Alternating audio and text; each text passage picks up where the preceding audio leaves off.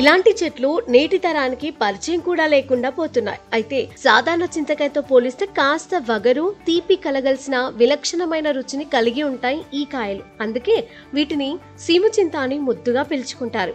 ఈ అరుదైన పండు కేవలం రుచిలోనే కాదు, ఆరోగ్య ప్రయోజనాల విషయంలోనూ అద్భుతమైన నిధి లాంటిది అంటున్నారు ఆయుర్వేద ఆరోగ్య నిపుణులు. ఈ చిన్న సైజు సీమచింతకాయతో అద్భుతమైన ప్రయోజనాలు ఉన్నాయని చెబుతున్నారు.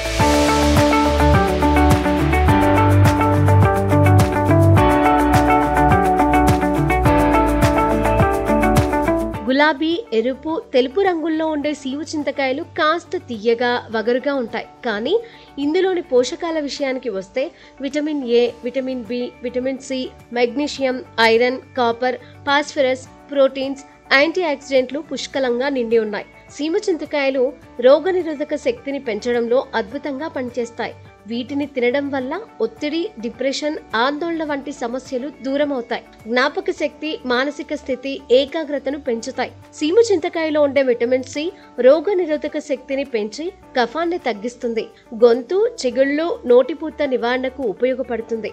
సీమ చింతకాయలు తరచూ తినడం వల్ల మధుమేహం వ్యాధిగ్రస్తులకు కూడా మంచిదని నిపుణులు చెబుతున్నారు. సీమ చింతకాయలు రక్తంలో చక్కెర స్థాయిలను అదుపులో ఉంచుతాయి. ఆకలి తగ్గుముఖం పడుతుంది. ఇందులో ఉండే ఫైబర్ ఆకలిని నియంత్రిస్తుంది. తద్వారా ఈజీగా వెయిట్ లాస్ అవుతారు. పీచు పదార్థాలు అధికంగా ఉండి కొవ్వు పదార్థాలు తక్కువగా ఉంటాయి.